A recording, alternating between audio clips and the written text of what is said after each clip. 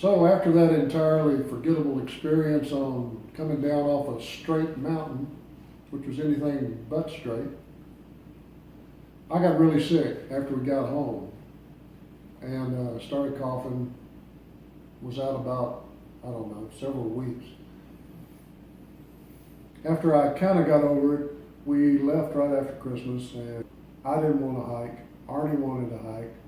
So we packed up and went to Georgia, because Arnie, in a temporary fit of dementia, wanted to hike the approach trail again. But everybody have a blessed day.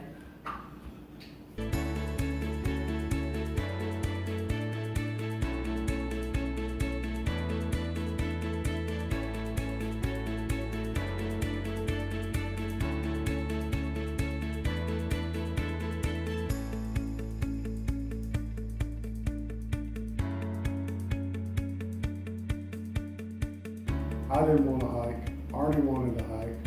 So we packed up and went to Georgia, because Arnie, in a temporary fit of dementia, wanted to hike the approach trail again, because she had done it at night and didn't get to see it. She wanted to see it in the daytime. I wanted nothing to do with it.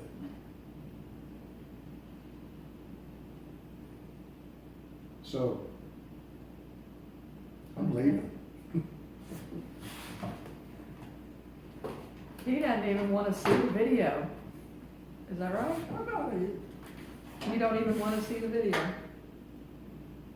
No, of it? no video. You don't want to understand why it was so hard? I know why it was hard. Okay. Well, I didn't see it all, but I saw enough, and I don't ever want to see it again. so he's leaving. Goodbye. Bye.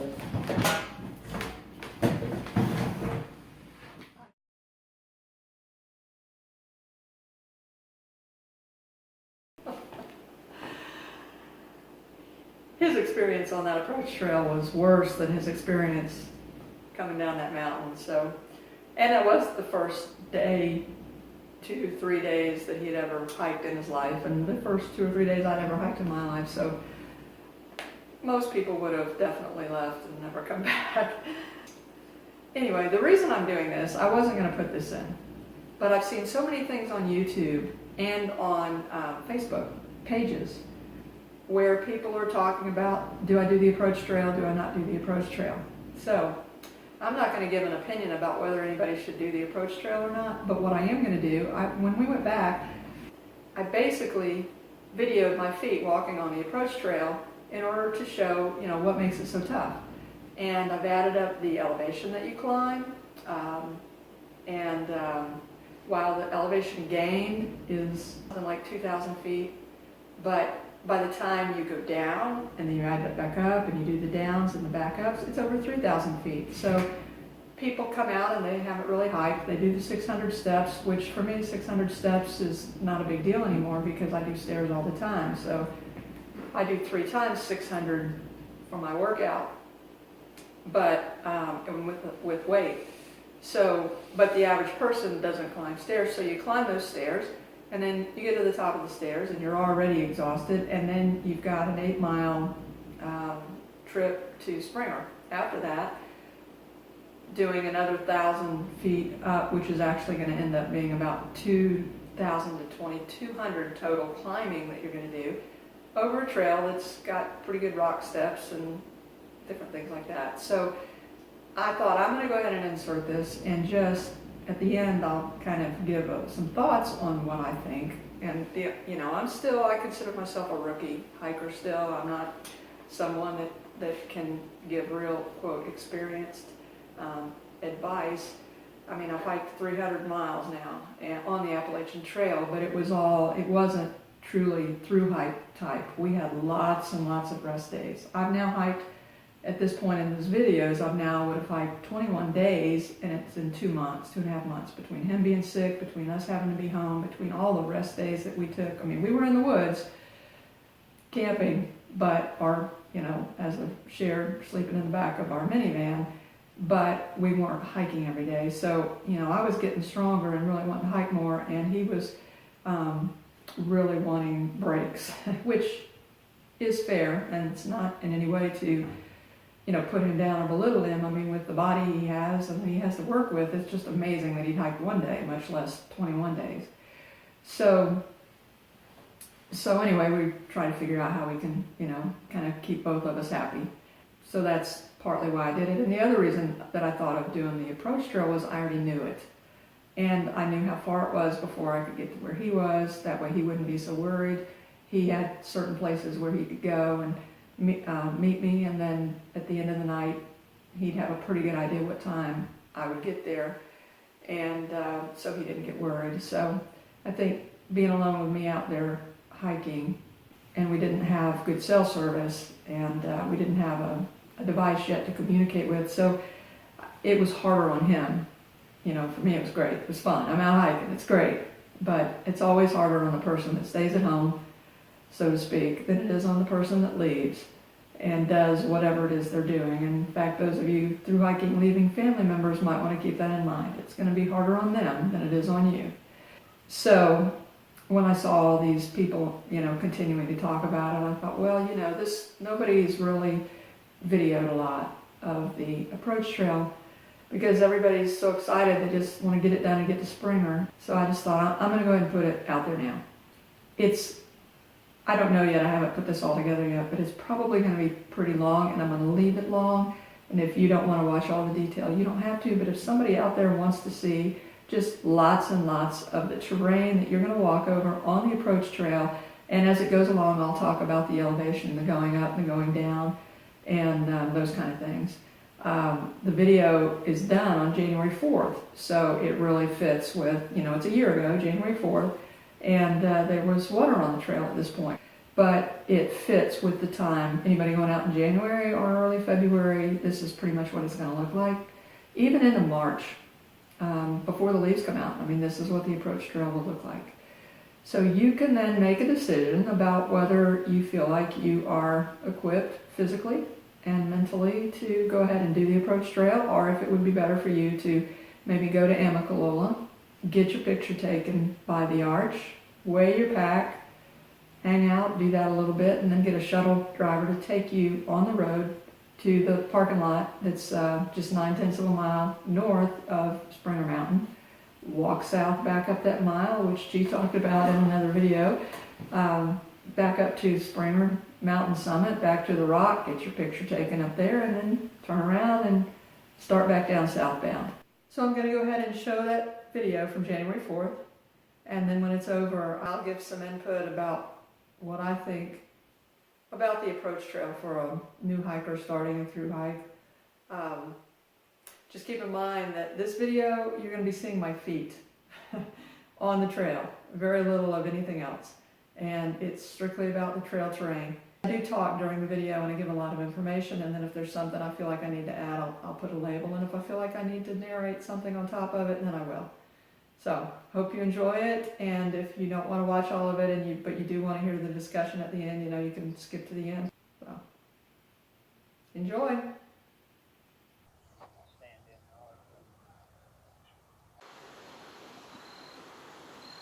Here we go. I guess this is coming down from the falls up above and turns into this stream cascading. And so it begins.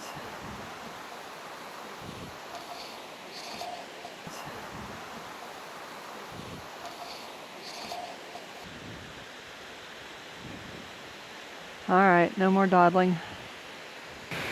And there it is in the early evening. Wow, so pretty.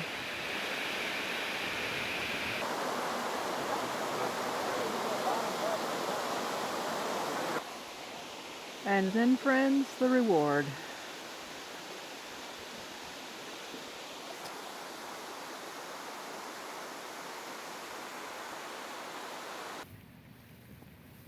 Now, when we did the approach trail, it was 7 o'clock at night, and we couldn't see a thing. It was dark.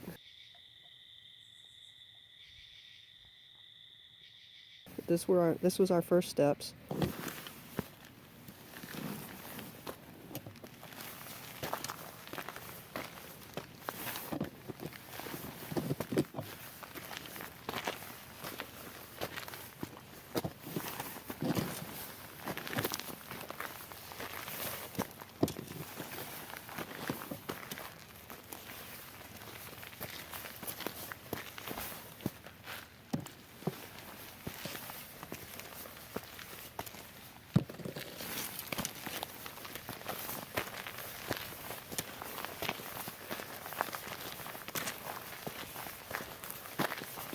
first part, looking at it now, it's really kind of nothing.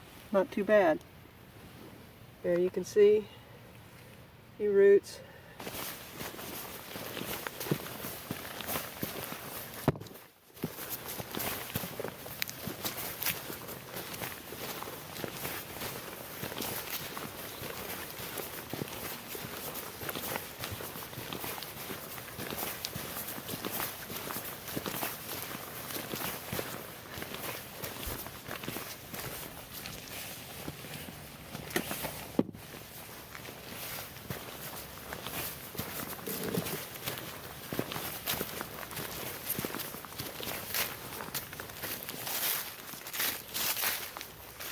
What I'm hoping you'll be able to see is how high the step is.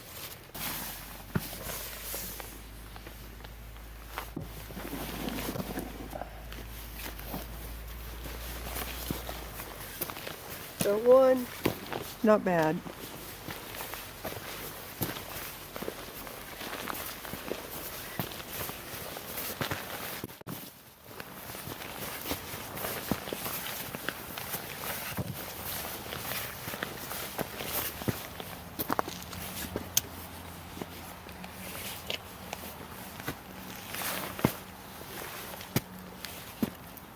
Now this, for me, you know, this is a big step. Not so much now, but it was back then.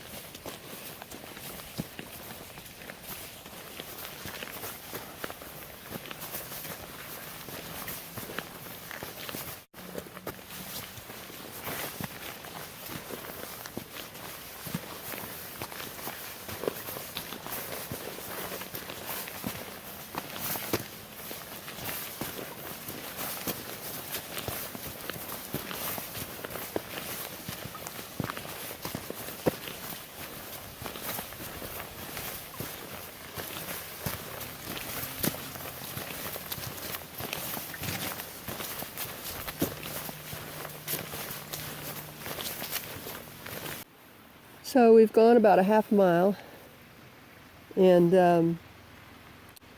this is the stream, and our first crossing of High Shoals Road, and then this is what happens now, and this is where it got tough,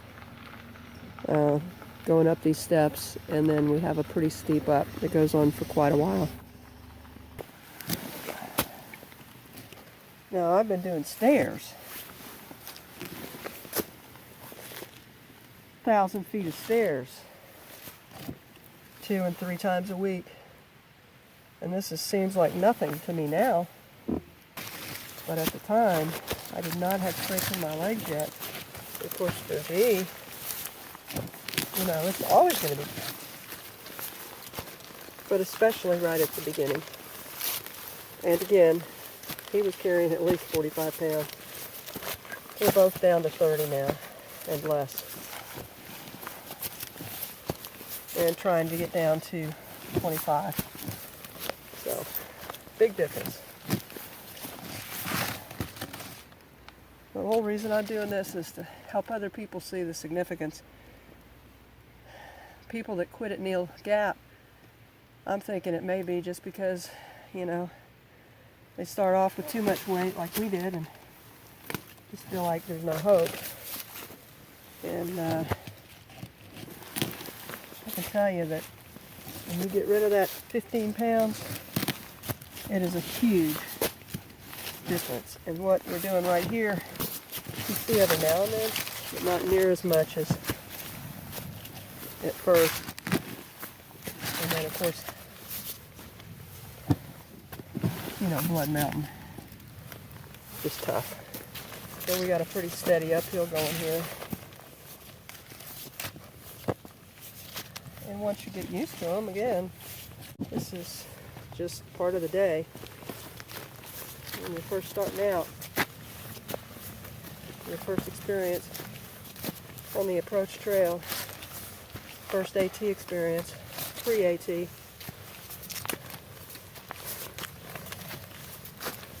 throw you for a bit of a loop. And then this is what's ahead.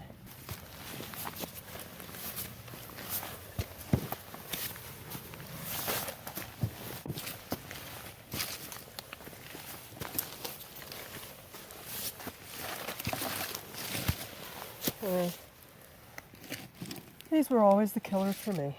This, probably about 15, 16 inches. And I have the legs of a person who's about 5'3", even though I'm 5'6". Most of my height is in my upper body. So,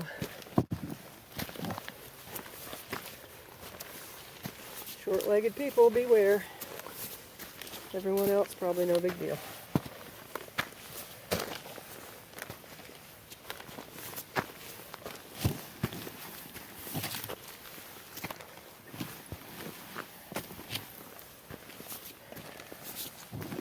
Steady up like this.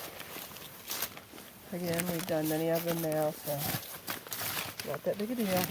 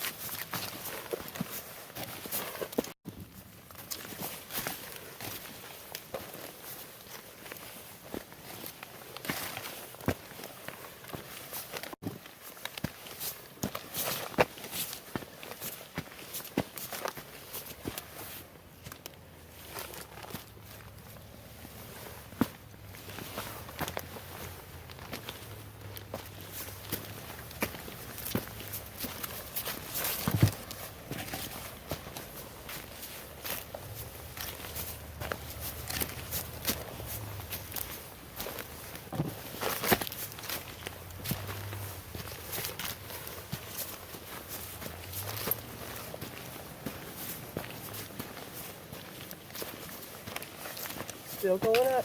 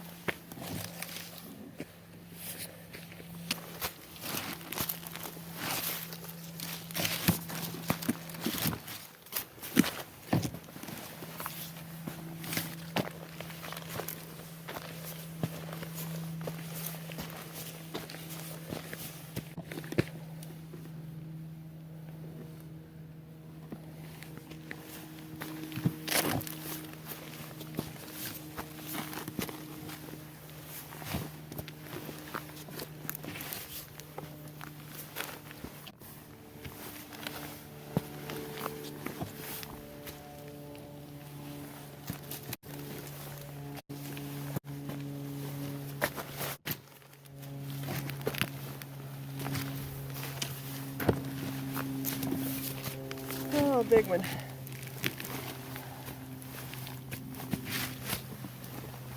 Nothing with the pack weight I have on today. And my legs are so much stronger now. I guess what you could say is I've done enough practice. Now I'm probably ready to start hiking the Appalachian Trail.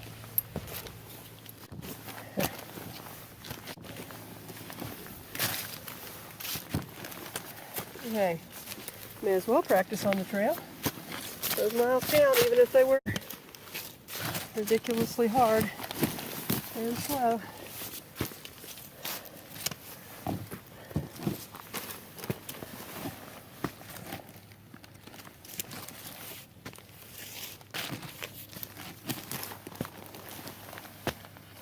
And when we came out the first night, this is what we were looking for. Park boundary. So at this point we could camp. So it's just a matter of finding a campsite.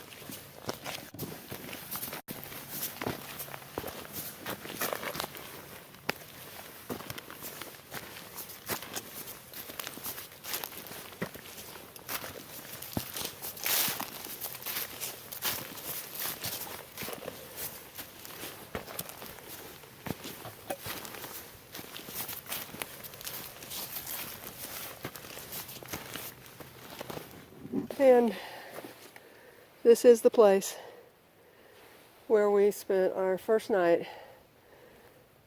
Went 3/10 of a mile and 330 feet up from the stream that we crossing the road. So after crossing the road to this location, which has another campsite with the same rocks, roots that were in the previous video, it just smoothed out. And we've reached another flat spot. Just did another 3/10 of a mile. This was only 100 feet up in this 3/10, but it was just a continual uphill. It was more of a sloping uphill than roots, rocks, and steps. There were a few sloping rocks and a few roots, but mostly it was just small rocks, but steady uphill for 3/10 of a mile. We have now come in 1 mile from the top of the falls. Well, I've gone another 6/10 of a mile, and it was totally smooth, really. I mean, just minor down, minor up, pretty smooth trail, and then looks like now I'm going to start an uphill. I'm at 2.6. All right, I'm at my last little climb up to the road. Got 1/10 of a mile left to go and about 100 feet, so don't let anyone kid you. This last little 1/10 of a mile to the second place where High Shoals Road crosses the approach trail, which is 3.1 miles in from the visitor center, is a pretty steep uphill climb.